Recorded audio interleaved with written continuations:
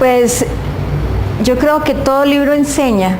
Yo creo que a veces también decir que la literatura infantil es solo lúdica es absurdo, porque uno lee un libro hermoso y aprende cómo una palabra bien manejada puede ser hermosa, cómo una estructura narrativa es hermosa, ¿no? Entonces uno siempre está aprendiendo. Lo que no se debe hacer, y eso ya quedó atrás hace mucho tiempo, es como la moraleja, ¿no?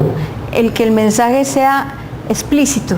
Yo creo que uno puede decir muchas cosas y uno termina, un buen libro siempre le deja a uno una enseñanza, a uno le golpea por algo, por lo bellamente escrito, por la historia que cuenta, por la manera en que resuelve un conflicto, uno queda golpeado y dice, ¡ah! Ese libro deja huella, ¿cierto? Entonces esa huella es una enseñanza. Entonces yo no estoy de acuerdo cuando se habla de que tiene que ser solo lúdico. No, yo creo que siempre hay un mensaje, un buen libro siempre deja un mensaje, pero no es al final como antes que era, todos los niños buenos llegarán, no sé qué, porque no sé qué, no sé cuánto. No, ese discurso moralizante, eso ya pasó a la historia. Entonces, los libros infantiles, como todos los buenos libros, tienen que ser escritos con el alma. Entonces eso se nota, porque golpean, porque son libros que perduran en el tiempo. Y siempre hay como, por ejemplo, Gloria Cecilia Díaz con ese libro de La bruja de la montaña, que es precioso, ¿no? La bruja de la montaña es muy lindo. Tiene un mensaje, en medio de todo eso, tenemos que cuidar la naturaleza.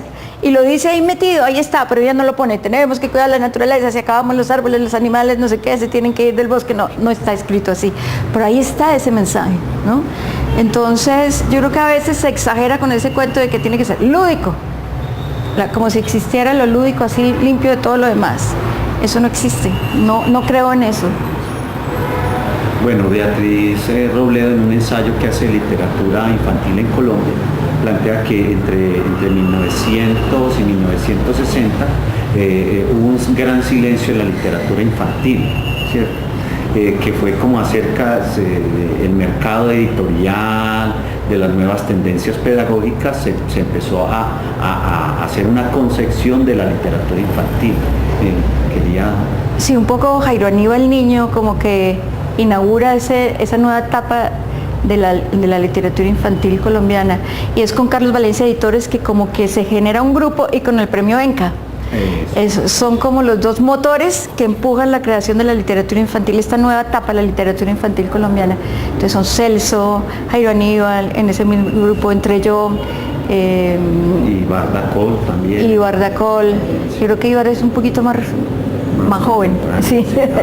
Pero sí, como que yo creo que Jairo Aníbal abrió un espacio y por ahí entramos muchos. Sí.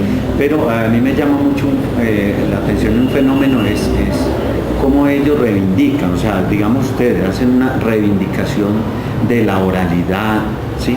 De las costumbres populares, ¿sí? De esas infancias a veces campesinas inicialmente, después pasan a ser infancias urbanas, ¿sí? Pero hay una reivindicación del ser colombiano, del ser latinoamericano en estos nuevos narradores. Y un poco, ahora últimamente como una tendencia muy fuerte hacia libros que tengan que ver con Colombia, que muestren la realidad colombiana, ¿no? Al comienzo fue muy criticado eso, por ejemplo.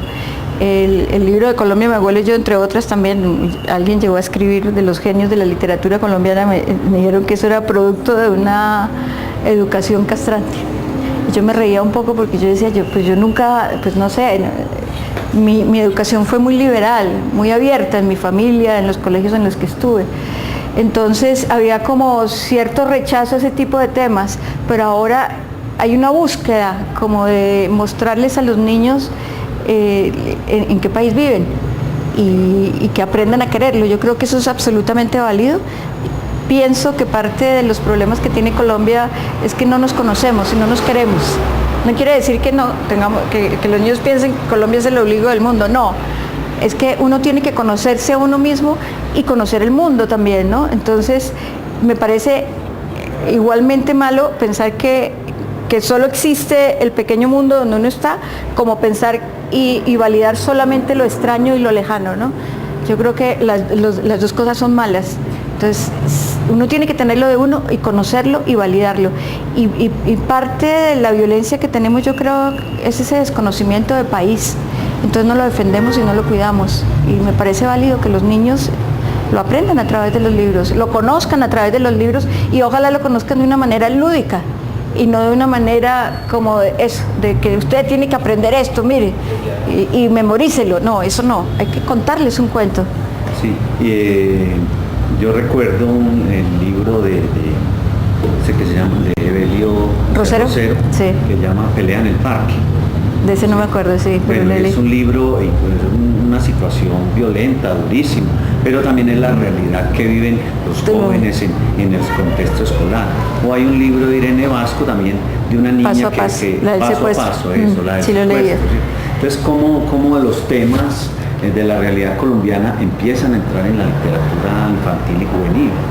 Sí, y estos libros no son nuevos, estos 2 libros de los que me hablas no son tan nuevos. Entonces, yo creo que todos los temas en la literatura infantil, como en cualquier literatura, son válidos. Lo importante es que se hagan bien, que se escriban bien. Y esos temas duros, así sean para adultos o para niños, yo pienso que tienen que ser hermosamente dolorosos. Cuando uno lo escucha puede ser como paradójico, hermosamente doloroso, sí, hermosamente doloroso. Tienen que ser así, o si no terminan siendo como un panfleto, ¿no? Entonces, yo me leí hace poco una historia escrita por una mujer bosnia, sobre todo el drama de las mujeres violadas durante la guerra en Yugoslavia. Y es uno de los libros más bellos y hermosos que me he leído. Y es absolutamente duro y cruel y espantoso, porque es una realidad espantosa. Pero deja una sensación de verse, ¿no? De una cosa tan bien escrita, logra entender tanto. Es escrito por una mujer. Yo creo que ese libro sería imposible que lo escribiera un hombre. Lo que significa para una mujer ser violada. Se llama Como si yo no estuviera, ese libro. Es hermosamente doloroso, ¿no? Así tienen que ser todos los libros sobre las cosas duras. Tú no puedes hacer una cosa que además cuando uno es tan crudo a veces termina como en lo morboso, ¿no? Entonces hay que saber manejar el tema. Y no que porque es de moda, entonces que la moda es que todos escribamos sobre la realidad. No, yo tengo que escribir sobre lo que a mí me nace en el alma. Y los niños también tienen que tener una variedad de temas y pueden encontrar en la literatura explicación a muchas angustias que ellos tienen, ¿no? Entonces, yo creo que lo importante es la manera como se aborda el tema y cómo se escribe y tiene que ser bello.